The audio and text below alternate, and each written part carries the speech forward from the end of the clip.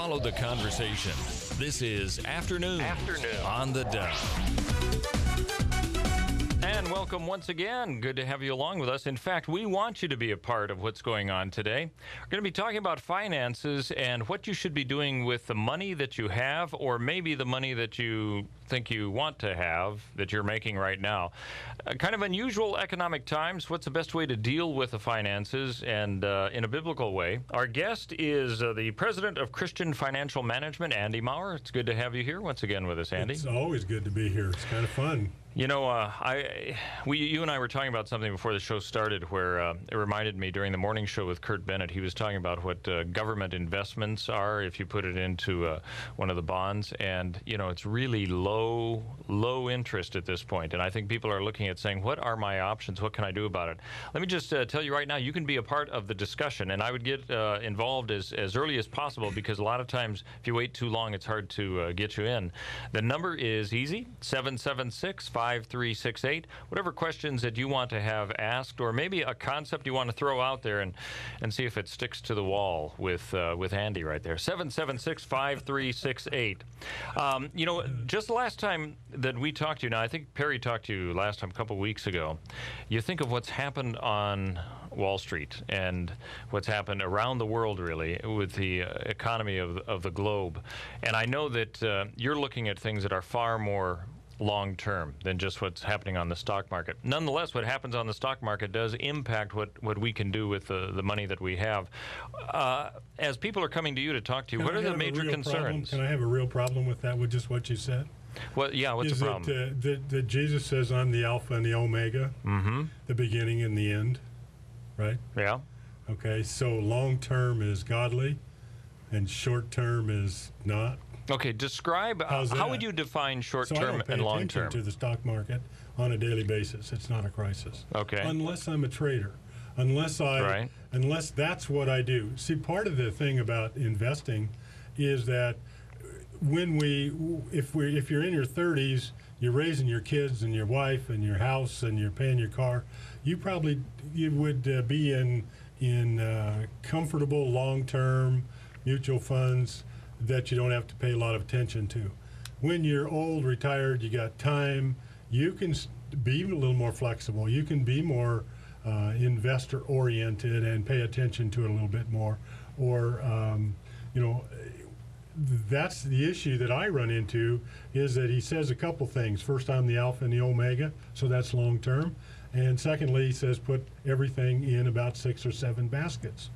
So when Solomon says that. Kind of mutual fund concept, I suppose. Well, not mutual fund as much as, you know, pay for your car and pay for your house. Oh, I see. You know, take care of your cell phone business, you know, your internet, and then stocks and savings accounts. And, I mean, 7 or 8 baskets is your whole wealth portfolio.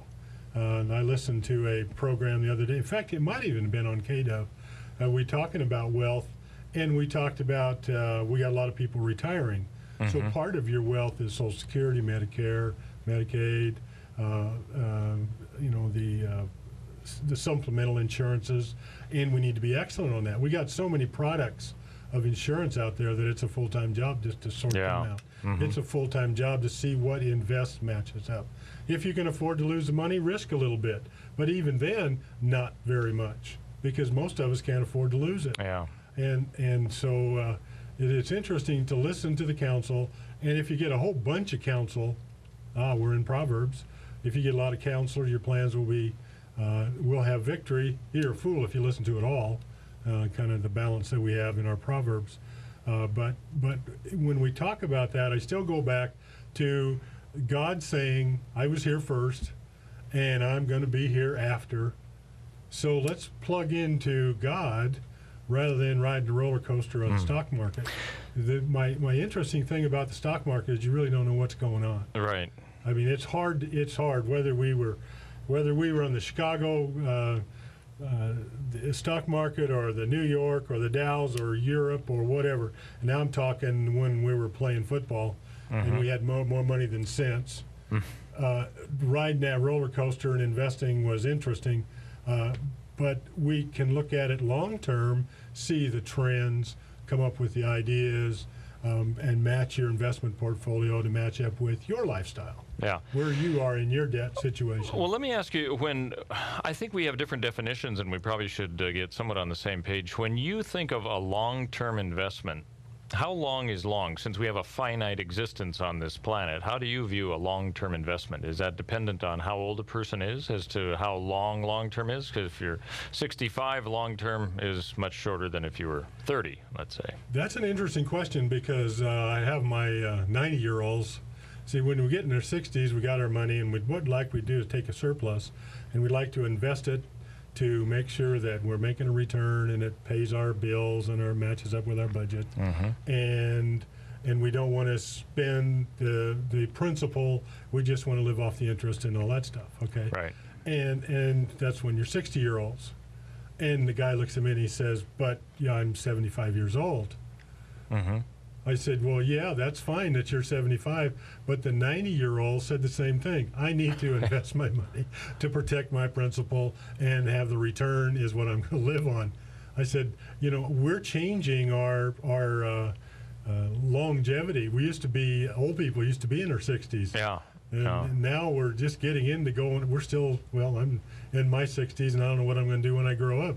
So, I mean, I haven't even got to the 70-year-olds, and the 90-year-olds are real excited that you made it through the 60s, because a lot of people die in the 60s. And, I mean, we're not cavalier about all this life, but we've got a bunch of century people. Yeah. You know, and I never dreamed I'd live that long. Of course, and I come from a mentality where they told us that if we played 7 or 8 years in the NFL, in the National Football League, we're going to live until we're 56, 57. Really? That's what they told you? So I'm over back 10 then? years over that. Wow. So I'm into Never Land as far as the planning and what we're looking at. And that puts pressure on our retirement programs, our pensions. It puts us we're kind of in a donut hole between where we're too young and the pension isn't long enough. We're not old enough for Medicare yet. We're too expensive because everything's pre-existing condition, so we can't get insurance. So we have a lot of this is what, and if you listen to us talk about this Christian finance, I want this finance stuff open so that we can have dialogue on it, so that we can talk about death and actuary conference and what we can use for life insurance and how much we can use for regular insurance, and maybe we can't fund it somewhere, or we got to fund it in a different way, but we get so private and so personal that if you don't have a lot, you're a low life, or you didn't get into success, and we can take care of the money, but now we got our character involved, and we got our personal pride involved, and I want to get that out. I want to be able to talk about it. All right, well, let me just remind our viewers and listeners again, if you want to be a part of that discussion, maybe you've got a specific question or a general one. Where do I start now? I could imagine some people saying, I haven't been investing and I need to do something. What would you suggest? You can be a part of the discussion. 776-5368, the number you can call. We're with Andy Maurer, president of Christian Financial Management, and he's here to take some of your calls right there. Let me ask you, we're going to pick up with some of the questions that weren't answered last time you were here. Let me pose the question of a 30-year-old small business owner. As you look towards investment funds, since you're talking about long-term and short-term, and probably for all of us, long-term is just by the definition, by our age as to what that really means. How do you invest, if you're a small business owner, into retirement funds? I guess it's more a sense of how do you approach that? Well, what advice do you have? Savings is a bill, just like any payment plan. You write a check to savings as much as you write a check to groceries. If you wait until the end of the month, whether there's anything left, there won't be. Savings is a planning part. You know, we talk about budgets. I remember teaching at Cascade years and years ago, and the budget class asked if a budget was biblical. And of course, early in the years, I didn't know all the verses and all that stuff. And so I said, well, let me think. And I turned around to the board and I wrote, and I said, okay, interesting. We probably ought to tithe. And that's an interesting comment about tithing. Okay, it's the first in your heart. If you love God, you'll give to God, and if you don't, you won't. And Abraham did it before the law. So tithing is probably number one. So we'll take 10% and we'll give to God. If you don't, Malachi 3:10 says that you're a robber if you're robbing from God. And then probably we ought to save. Well, he says in Proverbs 21:20 that you're a fool if you don't. Okay, so we probably ought to tithe and we probably ought to save. And then he says in 1 Timothy 5:8 that we take care of our family, otherwise we're less than an unbeliever.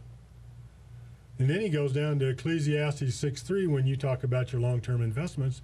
He says even though you fathered 100 children, if you didn't have enough money to bury yourself, you probably should have been a miscarriage. So when you get into the judgment part of God and you get to stand at the throne, which one do you want him to accuse you of? Being a fool, a robber, a fool, an unbeliever, or a miscarriage? So this planning is very, very biblically important. Okay, so we start there. So that's my plan. So when I come up with a business plan, I have the same thing. I have to, I look for some place to give to God, some place to build my retained earnings, some place to make sure my employees are paid, the taxes are paid, and have money at the end so that I can return my investment, so I can grow my company, and we put that all in a balance. See, and that's what the Bible does, is give you a balanced plan, not let's see how much money we can take away so we can go on a vacation or buy the motorhome or whatever. But we need vacations, so we plan for those. You spend, an amount into those things, or you plan into research and development, and you plan into that. So the small business guy, I learned this mainly from my father, very simply. He was in the Navy and was told to buy bonds and invest in America. All right. He's got 5 boys, and we could go through 100 pounds of potatoes every day. How he kept us fed was amazing. So on his death, we opened up the safe deposit box, and there was a big stack of bonds that he had bought for $10, $15, $20, $25 a piece. And so I learned that if you save first, not last, okay, because God says it's precious by saving. We need to learn to underspend rather than overspend. So I have a deduction, and you take out $50. I always need $50. But if that's taken out because I'm a poor saver, in a husband and wife situation, one of them is a saver and one isn't. So the one who saves really is desired to save. So to minister to the saver, we need to have that in our spending plan. So that's why I said we come up with this balanced plan. We keep adding to it and adding to it. If I'm in a business, I still need to retain earnings. Retain earnings solves problems. And we have got lazy, lackadaisical in allowing debt to take care of our surprises and our emergencies. Well, the problem with debt is that you had a $500 problem and then you take a while to pay it back. Well, then you turn that $500 into $800, and the $300, that's called inflation. And because there's no production there, and it just an extra cost. Now, my bankers don't tell me that. My bankers tell me that's their profit. So we can throw these words around a lot. All depends what side of the fence you're on. From my side, it's just an extra cost from my emergency, and had I saved it, I'd have solved the $500 problem. And so we need those surpluses. The retained earnings keep us. We will go through this downturn again in about 10 years. Okay, we may not recover higher, and it may not be the big deep cycles that it used to be because we're down there. But since Deuteronomy, we have been going through the 10 to 14 year cycles, and most of us, as I've been in my 30 years, been through 3 of them now, and we went through a downturn. And the people that build a retained earnings get through this amount, less debt, retained earnings, and then business goes through. And then when it's up, we replenish back. And we grow 2 or 3% or whatever the deal is. So those are all planning and spending and balance. All right. Well, I'll tell you, it's the cycles are important to be watching. Maybe you have a question about the cycle that you find yourself in right now. You can be part of it all. 776-5368, the number you can call. We're with Andy Maurer, the president of Christian Financial Management. We're going to continue our discussion. We'd like you to be a part of it. 776-5368, right here on Afternoons on the Dove. Follow the conversation. This is Afternoon on the Dove. Follow the conversation. This is Afternoon on the Dove. And welcome back. Our guest, Andy Maurer with Christian, president of Christian Financial Management, taking your calls. Maybe you've been thinking about something during the break there. You thought, I need to ask this question about my finances or where I want them to be, perhaps where they should be.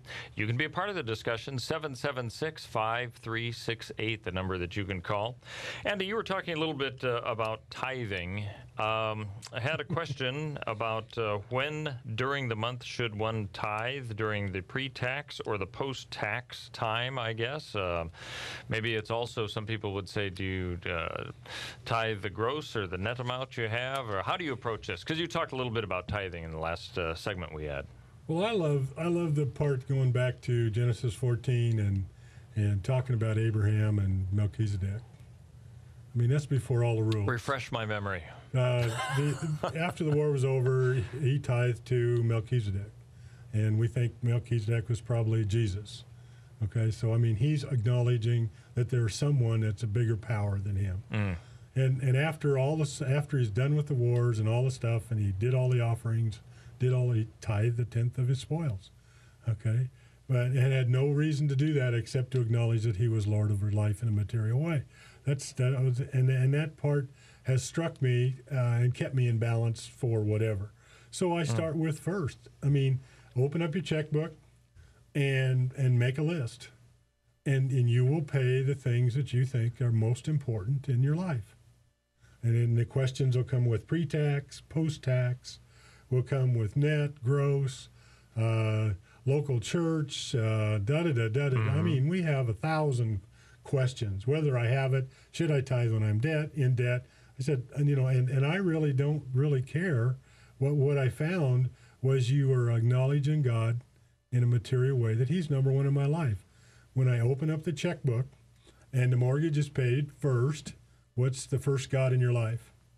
The mortgage. You open up and you pay the second one, food, golf fees, gas in the car, your new Toyota, whatever. That just tells us very clearly which God is on what list. And if the problem with that is that I can't find where God says, I will bless you if you keep me 14th in your life. I can't ever find that. I can go back to Exodus 20. I mean, we started right with being a jealous God, and I want to be God of the people. And then we get into Kings, and because they didn't want God to be God, we end up with an interesting, complicated life. So when we look at your finances and we look at, well, I just want you to put it first. If God's first in your life, he'll be first in your life. And then all those promises and all the stuff that he promises will come to life in your life if God's first. So you can come up with some ideas. I've always made another obnoxious comment about most of our tithing programs verify our cheapness. Because, see, if we give 10% to God, we're going to have 10% less. And so we're more concerned about us than we are about glorifying our Lord. Okay? And yet if we pick up the attitude that God is giving us, in Matthew, he tells us he's picked up 1 talent, 2 talents, and 5 talents. And he gave to the people. So it all came from God, and God has given it to you. So I know it all came from him. Okay? So I assume he's the one that's filling the basket. So it's very simple for me to give him 10%, and the 90% is a surplus. That is amazing to me. But if you think you're filling the basket, you earn it, you've worked for it, you own the money, you're building bigger barns, you're doing the right investing, it's an ownership problem, then when you give God 10%, you're bleeding. He's giving your right arm, and it's a sacrifice. Because your investment is more important. Your savings account is more important. Your new car, your portfolios. I don't care about stuff, and I don't care about assets and all that. And we need them. We need a bunch of them. We need to have them. We use them. I like recreation. I like all that stuff. I just want to open it up and have you very clear that God's number one in your life. Because that's where, again, the promise is. When you're in Christian finance, I've really got to have God free in your life to solve some of these problems that we have, because some of them don't have many good answers. And some of them can't be healed unless God heals them. So we do have to keep God free, and a tithe is a real good indicator of an outward sign of your condition. Just open up your checkbook or open up your, now we got to use a debit card and see who's first. And if God's first, praise the Lord. Let's keep moving. It says Matthew 6:24 says seek first the kingdom. That's 6:33. 6:44 says 24 says you can't serve two masters. You're either going to serve this money, or you're going to serve God, and you make a choice. And we want you to make a choice. So if you serve God, all the promises from Him rescuing you in your day of trouble to meeting your needs according to the riches and glory of Christ Jesus, and just on and on and on and on. And if you get your priorities straight, like what you're talking about, all these other things kind of fall into place anyway. Yeah, if you put God first, now I know what kind of long-term investment. Again, if God's first, what's the kind of investments? Long-term. So do I get upset about short-term? No. Do I get upset about cycles? No. Okay. I don't know. No, I don't pay attention. Probably long-term is buy a house and paying it off, or being smart enough to rent when you don't need to, when it's not the best idea to buy, because you're looking at it from God's perspective, not from your perspective. Perry and I got into this one time, and we talked about just that. Do you believe in short-term or long-term? And when's the rapture going to come? And probably the pre-tribulation rapture guys are all living in trailer houses, and all post-tribs are all living in brick houses. And I guess all the mid-tribs are all in motorhomes, so because they don't know whether to light or stop or go. Yeah, so we have all these philosophies, and we add them all up, and so then and it's making decisions for us. Yeah. And so we go back and let's put God first, and let's use His wisdom and run out a line and run our businesses accordingly and minister to. I wonder what God says about hiring employees or firing employees. I wonder what God says about training your football team, or wonder what God says about being in a Christian ministry or in theDove. If God's first, that's the first one I seek, right? If my golf clubs are first, the first thing I want to do when I start praying is go to the golf club. I want to hit 1,000 balls. That really doesn't help your spiritual life at all. So whatever we do, we go fishing, we go hunting. I'm going to get my head cleared. I remember years ago I bought a boat, and I made a deal with God that I'd take people out and we'd study the Bible if I could, if He'd let me keep the boat. God says yes, you can take people out and study the Bible, but the boat's gone. He just didn't want the boat. I wanted the boat, but He wanted me in ministry. I just had a different idea than He did, and we solved that. He just kind of cut back the funds a little bit till things just disappeared. And location became no issue. Wasn't an being issue. Out on the water or not. That's right. So we're still putting God first. Yeah. And that answers a lot of questions. All right, let me just mention this. If you want to be a part of the discussion, you have a question or a comment as well, you can let us know about it. 776-5368. Of course, put the 541 before that, 541-776-5368. Andy Maurer, our guest, president of Christian Financial Management. Here's something that I don't think they had in the Old Testament, so you're going to have to let me know what you're thinking about this. I had a friend who didn't like insurance at all, and it's nothing against insurance agents. It's just he thought it was kind of a ripoff, because you live in fear that something is going to happen, whatever that might be. And I think he was thinking more like vehicle insurance. So he'd get the lowest amount, because he says otherwise you're just hoping for a huge accident and that kind of looking at life negatively. That's one way of looking at it, I guess. What are your thoughts about life insurance? Because I don't know. Was that in the Old Testament? Life insurance is good, and if you're worth more dead than you are alive, then I think you got too much insurance. Okay. Okay. The insurance vehicles are a part of, if you have debt. And again, I'm back to Ecclesiastes chapter 3. If you can't bury yourself, you should have been a miscarriage. It's a very easy way to cover your debt in having a term life policy or even a whole life if you can afford it or whatever. We have some good vehicles over there to die and leave your family debt free, and that might be the way that you choose to do that. all insurance people will tell you that that is the way to handle your estate.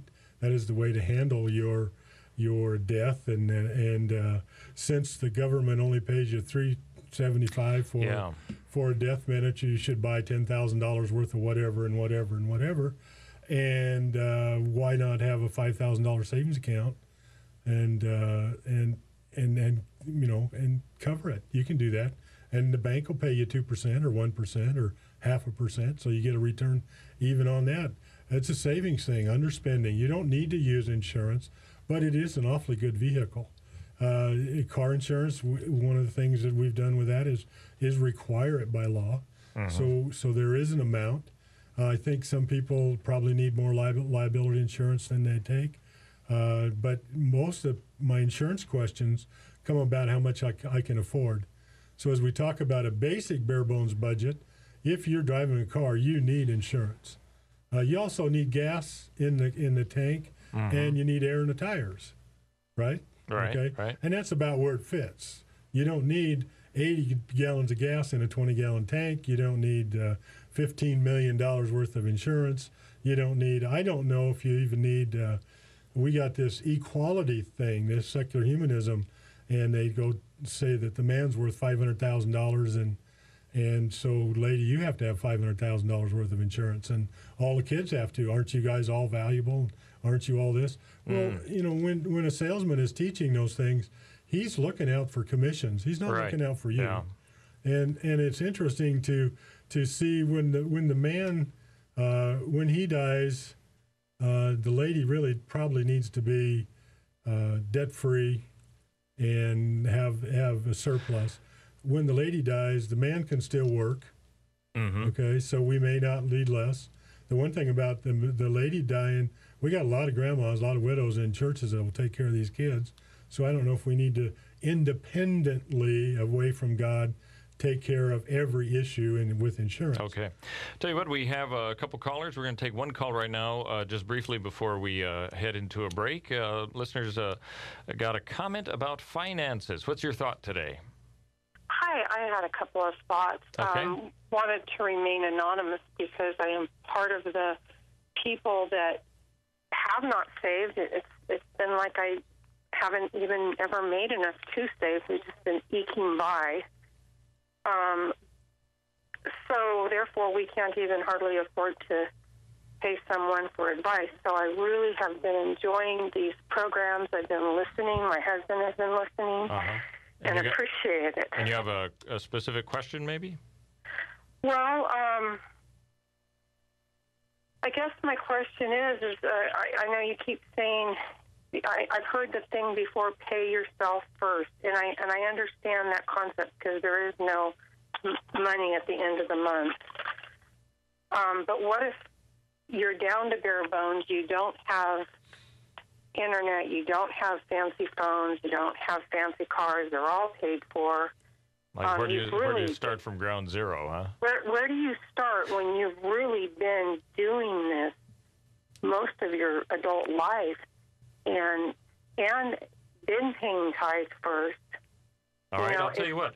I appreciate that call. I'll tell you what, we are going to answer that after we come back from a break, so stay tuned, and we're going to approach that. Where do you start? I think that's a legitimate question. If you feel you have nothing, how do you get started on that anyway? Thank you very much for that call, and we'll get back to it right after this break. We're with Andy Maurer, president of Christian Financial Management. More of your calls and his thoughts coming up here on Afternoons on the Dove. Follow the conversation. This is Afternoons on the Dove. Follow the conversation. This is Afternoons on the Dove. Welcome back. We're with Andy Maurer, the president of Christian Financial Management, here on Afternoons on the Dove, and we've had some calls that we are getting to right now from a listener. If you have a question that you want to have answered, or maybe a comment as well, you can call us 541-776-5368. Okay, Andy, our listener called and said, you know what? We haven't done much investing. We're kind of at ground zero. How in the world do you get started, I guess, even looking at the whole issue of investment? I'm going to go back to Ecclesiastes chapter 6 again. If you've had a surplus, if you have lots of money, if God has blessed you with 5 talents, then we need a diversified portfolio. You need this, you need this. we have a whole bunch to plan. If God gives you the right amount, okay, the right amount of food, the right amount, whatever, well, we're just grateful, just absolutely at peace. They have cars. You have with cell phone and 3 buttons don't work. You know, I mean, I'm still blessed that I have a cell phone. I'm still blessed that, you know, it doesn't matter how old they are. The cars, you know, I just matter that the tires hold air. And you just be grateful. And if God wants to, the Creator God who has everything, if He wants to bless you with a great big surplus and a great big savings account and all that kind of stuff, that may be the plan He's got you on. It's interesting, though, that when people have a surplus and they have savings accounts and all that stuff, God is asking you to do something with that. And it'll come down the way where you might have a hospital wing to build or a church to build or whatever.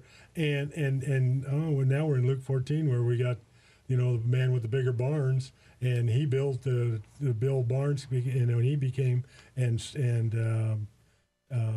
there goes my brain. You know, bigger barns. Bigger barns. And he was called a fool because this very night you're going to die. You're going to die. Your life. So wherever you're at, it's not what you don't have. I am grateful that it's not a matter that food's going up.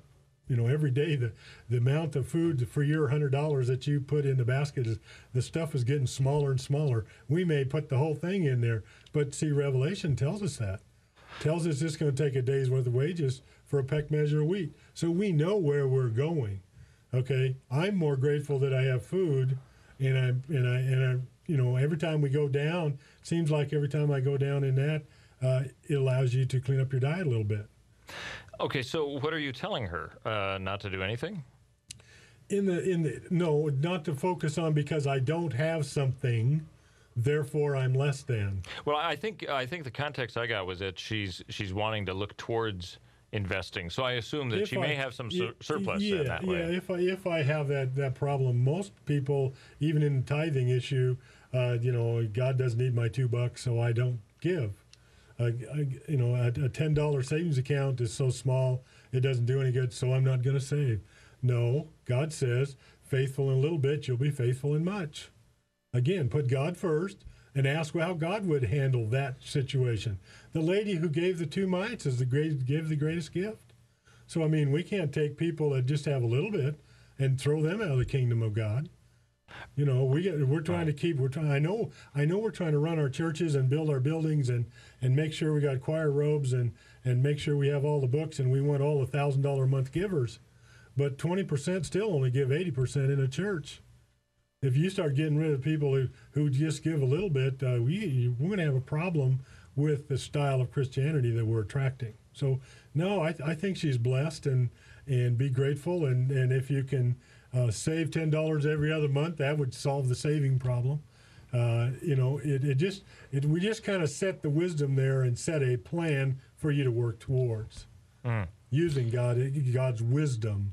But He can say, good and faithful servant, here's some more, and pour on a surplus until there's no more need. It's amazing the promises that He has. Yeah.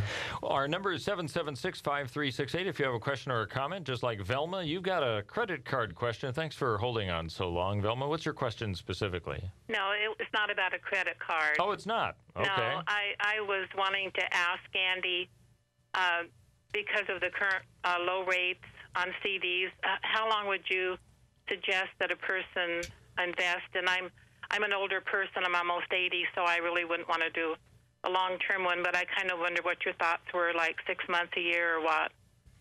Yeah, and then looking at all of it, if you have some current money, your bills are paid, you have the money to live on, you know, a return on investment. My banks are still, we're getting a return on it. It's not as much as 8 or 9. You said you're older, so you're like my mother, who was in the 8 or 9% years ago when interest rates were 16 and 17, and so you need the surplus for current. Whether you need to put it in a mutual fund and get 3 or 4 or 5%, that depends on your budget and their plan. And then I'm happy with you girls in that the Holy Spirit talks to you, and you have a check in your spirit, and when you have peace about whatever decision you make, that's right, and when you have a check in your spirit, don't do it. So you wouldn't have a suggestion as how long to invest in a CD? Some of it can be short term, some of it can be longer term, depending on how much you need on a monthly basis. Does that make sense? Well, sort of, but you're not really answering my question, so you wouldn't have an opinion. I mean, I know that nobody knows what the rates are. No, I wouldn't have an opinion on that. Okay. And it's whatever you're used to, whatever you're comfortable with. Okay. Thank you. Yep. All right, Vilma, appreciate it. 776-5368, the number you can call. We have another listener who is a viewer who's calling in. Dealing with debt collection. The information I have is a little bit vague, but it looks like you have a debt collection problem. Is that right? Well, I was unemployed for a little bit, and things started building up. And I want to save money off on the side, but I want to get the debt paid too. So what do we do first? Do we pay our debt collectors and then start saving once they're paid off, or do we put a little bit in savings and put more towards paying our debts off? The answer is yes. Okay. How's that? Yeah, you do a little bit here, a little bit there. What I do is I work with that monthly expense and income sheet and get a bare bones budget to where I can survive on a monthly basis, allowing me to figure out how much money I need or how much I can without sacrificing myself and my family, killing them, and see how much debt I can actually pay. And it's interesting that people want to pay the debts off really fast, and you probably slow down a little bit, but you need an amount to pay for the debts that you can afford, not promising what you can't afford. And then you pay on that a little bit. And then, when I list the largest debt at the top and the smallest at the bottom, and I start paying on the smallest one, once I get that taken care of, I'll take that amount and put that into savings and not even change my budget. So by getting out of debt, you learn to underspend, and you put the balance in there so that you can do that. And we end up tithing the same way. So what you're saying is chisel one debt away at a time, or should you pay out? Should you let it kind of tributary out your funds tributary out and work on paying several at once? I can say it real simply in that if you in fact have the money to pay the debt, pay it. But since you don't, then we have to negotiate with the creditors amount that we can't afford to pay. Does that make sense? Yes, sir. Okay. And so they want $100 a month, and we may only be able to pay 10 or 25, right? Okay. And so we need to work with them and get a payment plan that matches up with your budget so that you can at least turn the electric on in your house and have some food to eat and put some gas in your car. All right. Because I assume you're going to work here someday. Yeah, I got to work. Yeah. So we have to, then you take all those items, and see, that's what the wisdom of Solomon is. He takes all those in all the different baskets. And so we need to address the debt. At the same time, we need to address savings. Otherwise, we're going to get in debt because we'll have crises. We need to worry about the medical. I don't know what family problems you have and all that kind of stuff. But we look at the whole thing because God says that He's complete, and we've given our life to Him. So obviously we're complete. So we need to have a complete, full-rounded plan. Okay. Well, thanks for your advice. I appreciate it. And I'm going to go back to, I'll go back to you and the lady before, in that this ministry, Christian Financial Management, is a counseling ministry that's supported by people who I've counseled years ago. And so the counsel up front is without fee. So you don't have a $250 an hour fee up front. So we can talk about these things. So you can call my office at 776-0036, and we can talk about it some more. And put out a plan and work on it, all that, without a bill to you. And then when you're rich and famous, you can support me and I'll help somebody else. That's how this whole thing has been set up. Okay, excellent. Okay? Hey, thanks so much. Yes, sir. Great. Thank you for your call. Well, that's interesting, that aspect of the Christian financial management there. I wasn't that familiar with how you operate that Well, way. we got into a problem. Of course, when I started teaching, I went to my pastor and said, we got a bunch of people in your church that are financially in problem. And I'd known this Larry Burkett character, and we have and we'd like to, study, well, maybe you ought to get somebody to teach this in your church as just a, how everybody recommends things to the pastor. And the pastor went around and asked people to teach it, and nobody would. So he asked me to teach it, and I said, okay, a person like me, guilty of everything that's in the book, probably has no business teaching it.